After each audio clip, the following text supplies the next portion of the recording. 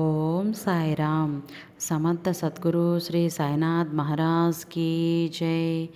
సాయి భక్తులందరికీ కూడా నా నమస్కారం అండి. అందరూ ఎలా ఉన్నారు? ఆ సాయినాథుని కృపా కటాక్షాలు మనందరిపైన ఉండాలని మనస్ఫూర్తిగా కోరుకుంటున్నాను. అలాగే ఈరోజు వీడియో అయితే మొదలు పెడుతున్నాను. ఇక ఈరోజు వీడియోలో బాబా గారు ఏం చెప్పబోతున్నారు అని అంటే గనక, బిడ్డ, నువ్వు జాగ్రత్తగా ఉండాల్సిన సమయం అయితే వచ్చేసింది. అతి జాగ్రత్తగా ఉండాల్సిన సమయం కూడా ఇదే. ఎందుకు అంటే నీకు వ్యతిరేకంగా సాక్ష్యాలు సృష్టిస్తున్నారు. వారు ఎవరో తెలుసా? ఎందుకు సృష్టిస్తున్నారో తెలుసా? ఇప్పటికే నీ జీవితం అల్లకల్లోలం కావాల్సింది, కానీ నువ్వు ఈరోజు ఇంకా ఇలా ఉన్నావు అని అంటే నీ పూర్వీకులు, నీ పితృదేవతలు చేసిన పుణ్యం నిన్ను కాపాడుతూ ఉంటుంది. నీ సాయి నిన్ను ప్రతినిత్యం కూడా రక్షిస్తూనే ఉన్నారు. అందుకే ఈరోజు ఇలా ఉన్నావు. అసలు ఏం జరుగుతుందో నీ వెనుక అన్నది నీకు తెలియకుండానే పోతుంది. కానీ ఈరోజు అవతలి వారు నీకు వ్యతిరేకంగా సాక్ష్యాలు పుట్టిస్తున్నారు అంటే సమాజంలో నీకు చెడ్డ పేరు తెచ్చిపెట్టాలని, నిన్ను చెడ్డ వ్యక్తిగా చిత్రీకరించాలని, నీ మీద ఉన్నవి లేనివి చెప్పాలి అని, నిన్ను గందరగోళం పెట్టించాలి అని, నీకు మనశ్శాంతి లేకుండా చేయాలని, అలాగే నీ ఎదుగుదలని ఆపేయాలని అనుకుంటున్నారు. నువ్వు జీవితంలో సంతోషంగా ఉండకూడదు అని ఇలా చేస్తున్నారు.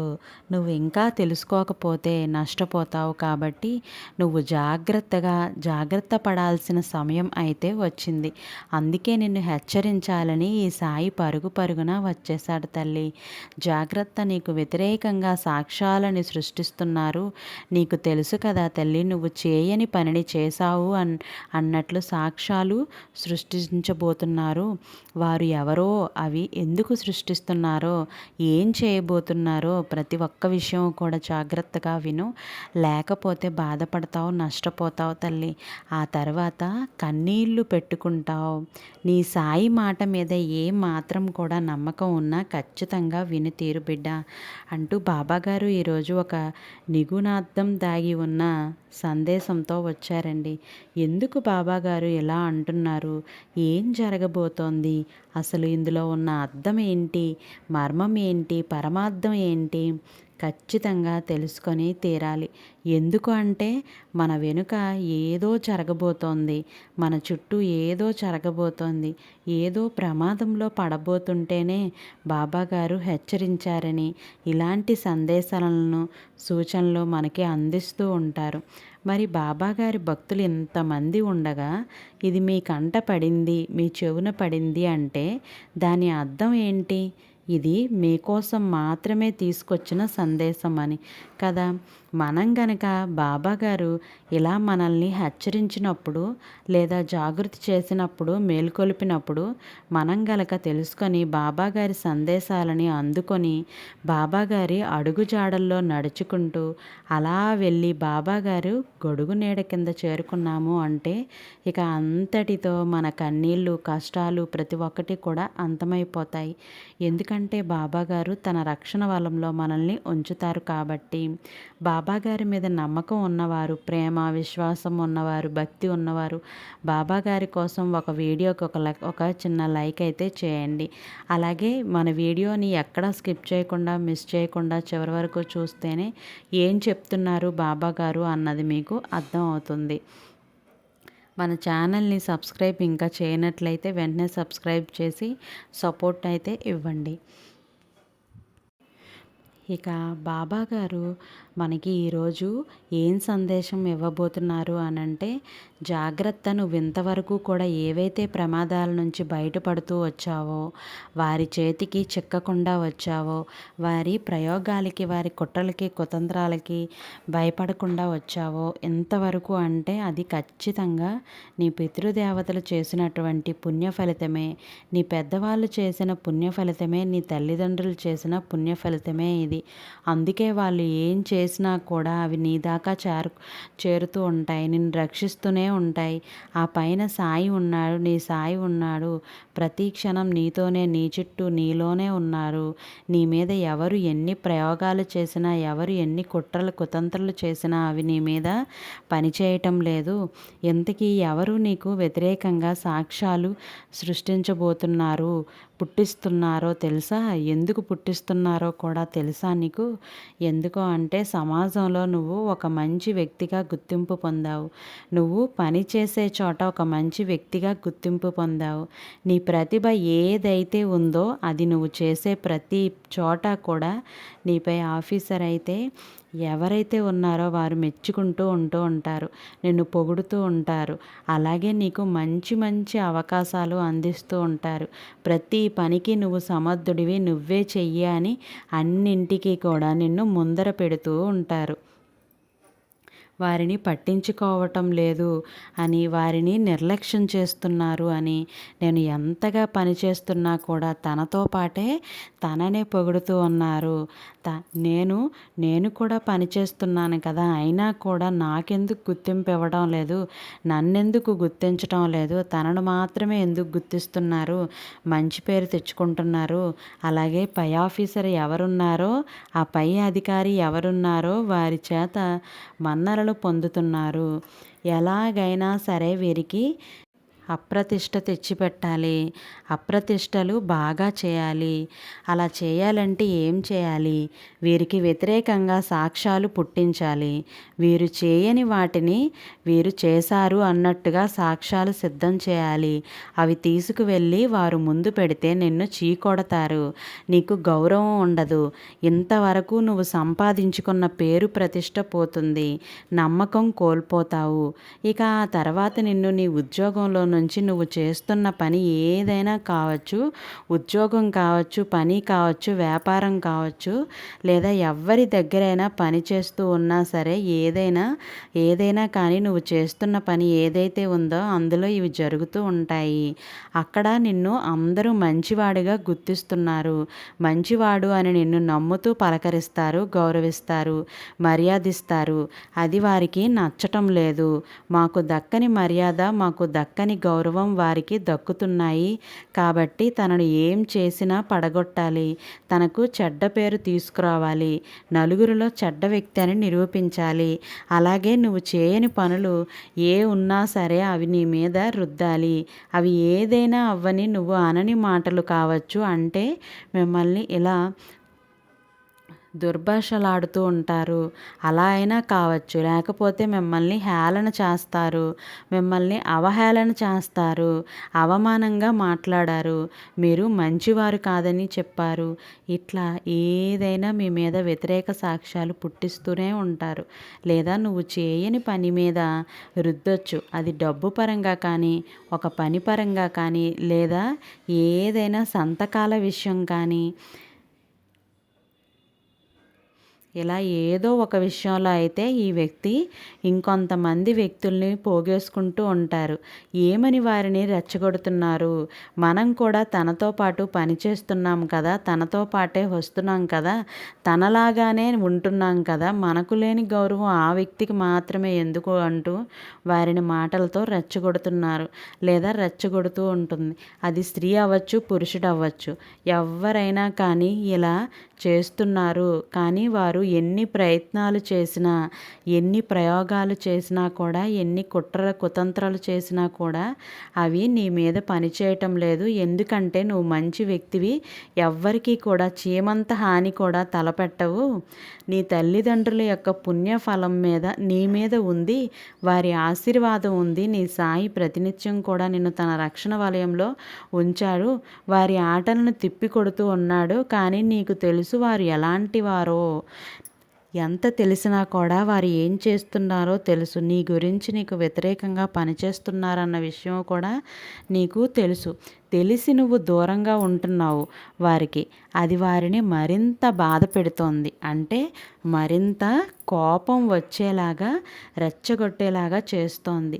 ఈ వ్యక్తి మమ్మల్ని నిర్లక్ష్యం చేస్తున్నాడు, మాకు లొంగట్లేదు, మాకు భయపడటం లేదు, మా చర్యలకి కూడా లొంగటం లేదు, ఇంకా మరింత రెచ్చగొడుతున్నారు. ఆ కోపంలో ఏదేదో చేయాలని చూస్తున్నారు.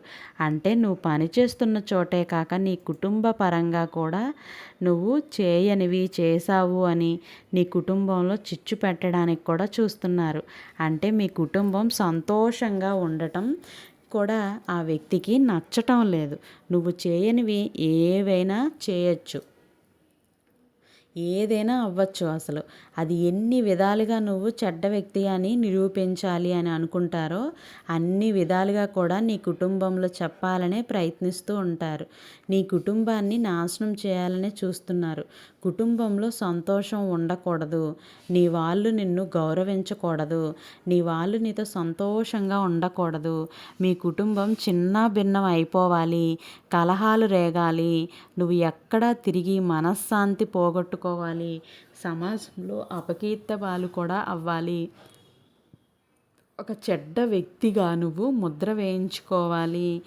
అది వారి కోరిక, పట్టుదల. నిన్ను అలా చేసే వరకు కూడా నిద్రపోకూడదు అని కంకణం కట్టుకున్నారు. కానీ వాళ్ళు పప్పులు ఇక్కడ ఉడకటం లేదు. ఎందుకు అంటే నీ బాబా వాటన్నింటినీ కూడా తిప్పి కొడుతున్నాడు. కానీ మరి నువ్వు నన్ను రక్షిస్తున్నప్పుడు ఇవన్నీ నాకెందుకు చెప్తున్నావు బాబా అని నీకు మనసులో సందేహం రావచ్చు. ఎందుకు అంటే ప్రతి క్షణం నేను నీతోనే ఉన్నాను. నీ తల్లిదండ్రులు, నీ పూర్వీకులు, నీ ఆశీర్వాదాల కోసం నీకు ఆశీర్వాదాలు నీ మీద నిండుగా ఉన్నాయి. కానీ అన్ని సమయాలు ఒకటిగా ఉండవు కదా. నీకు నువ్వు కూడా తెలుసుకోవాలి కదా. ఒకవేళ పొరపాటున అవి నీ దాకా వస్తే నీ కుటుంబంలో ఇంతవరకు నమ్మలేదు. ఎందుకంటే నీ కుటుంబానికి నువ్వంటే చాలా నమ్మకం, గౌరవం, ప్రేమ. ఎవరు ఎన్ని చెప్పినా కూడా నమ్మటం లేదు. తను అలా చేయరు, అలాంటి వ్యక్తి కాదు అని నమ్మకంతోనే ఉన్నారు. ఇంకా వారినే 4 మాటలు అని పంపిస్తున్నారు. నీకు ఎంత ధైర్యం ఉంటే మా ఇంట్లో వాళ్ళ మీద ఇలాంటి నిందలు వేస్తున్నావు అని. ఎందుకంటే ఎంతవరకు కూడా నీకు ఉన్న అదృష్టం ఏదైతే ఉందో, నీకు ఉన్న నీ సాయి ఆశీర్వాదాలు, నీ పూర్వీకుల ఆశీర్వాదాలు నమ్మకుండా చేస్తుంది.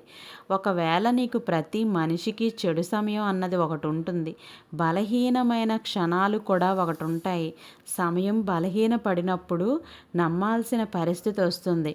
అలాంటి సమయంలో వారు కనుక చిచ్చు రేపాలని చూస్తే నీ కుటుంబంలోనైనా, నువ్వు పనిచేసే చోటైనా, నీ చుట్టూ అయినా, నీ ఇరుగు పొరుగు వారైనా, ఎవరి దగ్గరైనా సరే, నీ తెలిసిన వాళ్ళ దగ్గరైన వాళ్ళు ఎక్కడైనా కూడా చిచ్చు రేపాలని చూసినప్పుడు నువ్వు జాగ్రత్తగా ఉండాలి. దాన్ని ఎలా ఎదుర్కోవాలో నువ్వు సంసిద్ధుడవై ఉండాలి. ఒకవేళ అట్లాంటి సమయంలో నీ ఇంట్లో గనక చెప్తే వాళ్ళకి నువ్వు ఏం చెప్పాలి, ఎలా సమాధానపరచాలి, నిన్ను నువ్వు ఎలా నిరూపించుకోవాలి, ప్రతి ఒక్కదానికి కూడాను నిన్ను నువ్వు తయారు చేసుకుంటూ ఉంటావు. నిన్ను నువ్వు సిద్ధపరచుకుంటావని నీకు ముందు జాగ్రత్తగా చెప్తున్నాను, హెచ్చరిస్తున్నాను. అట్లాంటి పరిస్థితి నీ దాకా అస్సలు రాదు. నీ నీడను కూడా సోకదు. వాళ్ళు ఏమీ చేయలేరు. వాళ్ళకి ఇప్పుడే అర్థమైపోయింది, మేము ఎన్ని ప్రయత్నాలు చేసినా తనను ఏమీ చేయలేము. ఎందుకంటే సమాజంలో చాలా నమ్మకం ఉంది, అతనంటే మంచి పేరుంది, అందరూ కూడా చాలా బాగా నమ్ముతున్నారు. మేము ఎంతలా చెప్పినా కూడా మా మాటలు ఎవ్వరూ నమ్మటం లేదు. అంటే ఇక ఎవ్వరూ నమ్మరు. మేము ఇంకా వారిని చెడ్డ వ్యక్తిగా నిరూపించాలని మేము సాక్ష్యాలు పుట్టిస్తూ పోతే ఆఖరికి మేమే అపనిందల పాలవుతాం అవమానాలు పాలవుతాం, నమ్మకాన్ని కోల్పోతాం, మమ్మల్ని చూసి అందరూ ఛీ అని అసహ్యించుకుంటారు.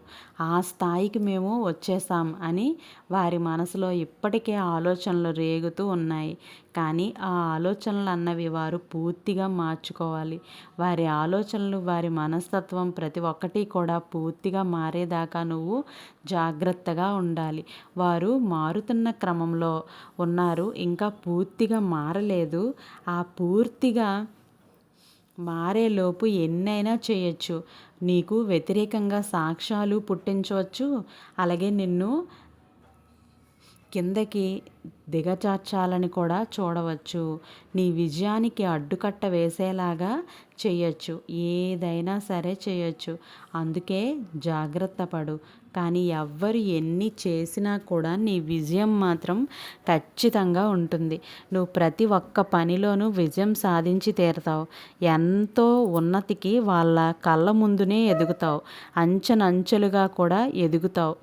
నిన్ను చూసి ఒకరోజు నోటి మీద వేలు వేసుకొని నీకు క్షమాపణ చెప్పే రోజు ఖచ్చితంగా వస్తుంది. వారు మీ కాళ్ళు పట్టుకోవడానికి కూడా వెనుకాడరు. ఒకరోజు ఎందుకంటే నేను నీ జీవితంలో అలా చేశాను, ఆ రోజు అన్న పశ్చాత్తాపం వారిని వెంటాడుతూ ఉంటుంది. వారికి కష్ట సమయంలో, ఆపద సమయంలో వారు ఏదైనా కష్టతరమైన పరిస్థితిలో ఉంటే అప్పుడు నువ్వు సహాయం చేస్తావు. ఆ సహాయం పొందిన మరుక్షణం వారు మానసికంగా చచ్చిపోతారు. నేను మనిషిగా ఎలా ఉన్నా కూడా, ఎంత దిగజారి ఉన్నా, నాలాంటి వ్యక్తిగా నేను ద్రోహం చేయాలనుకున్నాను, ఇలాంటి వ్యక్తిని చెడ్డ వ్యక్తినిగా చిత్రీకరించుకున్నాను అని అనుకుంటారు. ఇలాంటి వ్యక్తిగా నేను వ్యతిరేక సాక్ష్యాలు పుట్టించి లేనివి ఉన్నట్టు, ఉన్నవి లేనట్టు చేయాలి అనుకున్నాను అసలు అని అనుకుంటారు. ఇంత నీచంగా ఆలోచించిన అని వాళ్ళను వాళ్ళు అసహ్యించుకుంటారు. అట్లాంటి స్థితి ఖచ్చితంగా వస్తుంది. కానీ నువ్వు అంతవరకు కూడా జాగ్రత్తగా ఉండు. నీ చుట్టూ జాగ్రత్తగా గమనించి ఒళ్ళంతా కళ్ళు చేసుకొని ఉండు. అయితే వీళ్ళు నీ వాళ్ళు కాదు, నీ బంధువులు కాదు. నువ్వు పని చేసే చోట నువ్వు ఏ పని అయితే చేస్తున్నావో అక్కడ జాగ్రత్తగా ఉండు. ఇంకా ఎలాగో నీ సాయి ప్రతి నిమిషం నిన్ను కంటికి రెప్పలా కాపాడుతూనే ఉంటాడు. నీ పూర్వీకులు, నీ తల్లిదండ్రులు చేసిన ఆ పుణ్య ఫలితం ఏదైతే ఉందో అది నిన్ను సదా సర్వదా రక్షిస్తూనే ఉంటుంది. అందుకే నువ్వు ఈరోజు ఎలా ఉండగలుగుతున్నావు. ఎవరు ఎన్ని కుట్రలు కుతంత్రాలు చేసినా, ఎవరు ఎంత ఏడ్చినా, ఎవరు ఎన్ని శాపనార్థాలు పెట్టినా, ఎవరు ఎంత తిట్టినా, ఎవరు నిన్ను కిందకి చూసినా, ఎవరు ఎన్ని ప్రయత్నాలు చేసినా కూడా వారి ప్రయత్నాలన్నీ కూడాను వమ్మైపోతాయి. కానీ ఏవి కూడా ఫలించటం లేదు. ఎందుకు అంటే నీకు నీ తల్లిదండ్రుల ఆశీర్వాదం ఉంది, నీ సాయి ఆశీర్వాదం ఉంది, దైవశక్తి నీకు నిండుగా మెండుగా ఉంది. అందుకనే నిన్ను ఏది తాకకుండా నువ్వు అలా వెళ్ళిపోతున్నావు. కానీ జాగ్రత్తగా ఉండు అంటూ బాబాగారు ఈరోజు ఒక నిగూఢార్థం దాగి ఉన్న సందేశంతో వచ్చారు. అద్భుతమైనటువంటి సందేశాన్ని అయితే మన అందరికీ అందించారు. ఐ హోప్ ఈ వీడియో మీ అందరికీ నచ్చే ఉంటుంది. లైక్ చేశారో లేదో ఒక్కసారి అయితే చూసి లైక్ చేయండి. ఒక్క లైక్ చేయటం వల్ల ఎందరో సాయి భక్తులకి ఈ వీడియో అనేది చేరుతుంది. రేపటి సాయి వాక్కుతో మళ్ళీ కలుద్దాం. సర్వే జన సుఖినో భవంతు. Thank you for watching.